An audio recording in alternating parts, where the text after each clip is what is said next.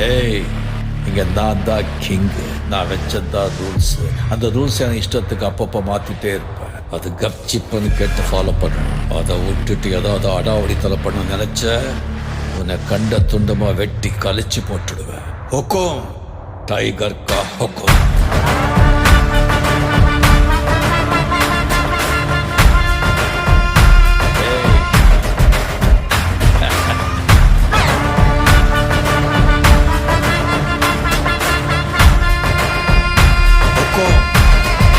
tiger பாருடா கலவரம்